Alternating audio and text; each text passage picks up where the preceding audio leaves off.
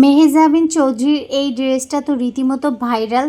চলুন তাহলে দেখে নেই মেহজাবিন চৌধুরীর এই ড্রেসটা কত সুন্দর করে রিক্রিয়েট করা যায়।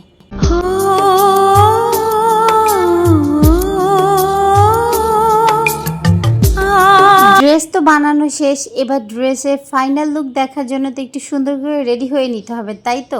আর এই তো হচ্ছে আমরা মা মেয়ে এলে রেডি হয়ে গেছি।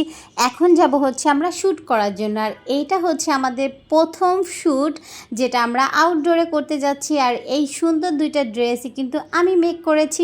আর মেহজাবিন চৌধুরীর এই ড্রেসটাতে আপনারা 100তে আমাকে কত দেন সেটাই আমি দেখব।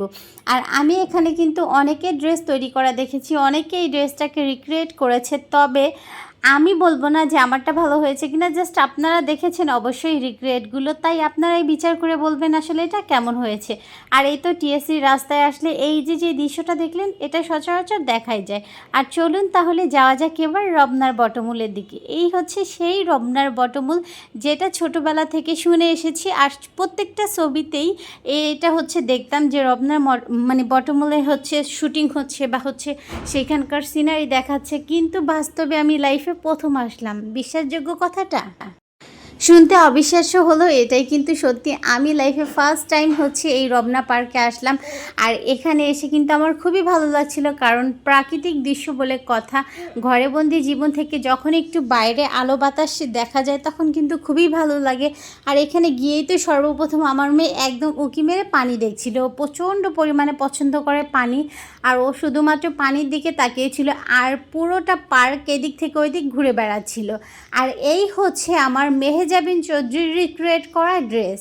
আচ্ছা বলুন তো, আমার রিক্রিয়েট করা কি হয়েছে কি না? আমার তো মনে হয় এটা একদম সেম টু সেম হয়েছে, যেমনটা মেহজাবিন চৌধুরী পরেছিল। অনেকেই রিক্রিয়েট করেছে, তবে এখন আপনারা বলুন কারটা কত সুন্দর হয়েছে। যাক, আমারটা কিন্তু আমার পরি বা আমার স্টাইলের গায়ে অনেক বেশি ভালো লাগছে, মাশাল্লাহ।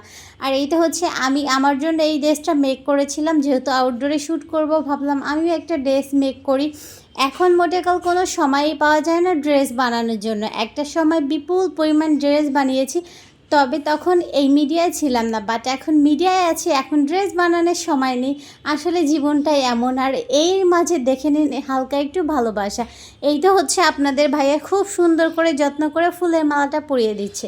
এমনটাই দেখছেন, এটা একদমই মিথ্যা। কারণ এই ফুলের মালাটা আমি তাকে বলে জোর করে তার হাত দিয়ে পরিয়েছি। ভাই, এত ভালোবাসা উতরিয়ে পড়ে না।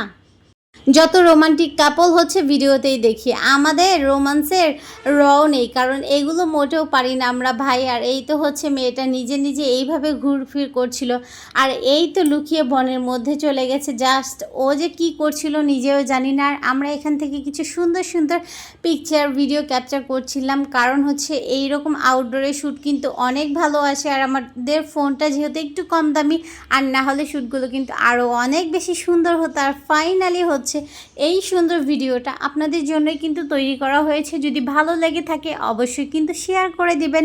আর এটা কিন্তু রিক্রিয়েট কতটা সুন্দর হয়েছে অবশ্যই কমেন্ট করে জানাতে হবে। আর সবাই ভালো থাকবেন। আজকের মতো কিন্তু আমরা অনেক বেশি টায়ার্ড হয়ে গিয়েছি। আর এই তো ফাইনালি আমার মেয়ের দুরবস্থা দেখুন, জামায় একদম ময়লা লাগিয়ে সব কিছু শেষ। আর আমার হাজব্যান্ডের অবস্থা দেখুন, সে তো বেচারা একদম হচ্ছে নাস্তানাবুদ। তো এখন যাচ্ছি বাসায় চলে। ভালো থাকবেন সবাই, আল্লাহ হাফেজ।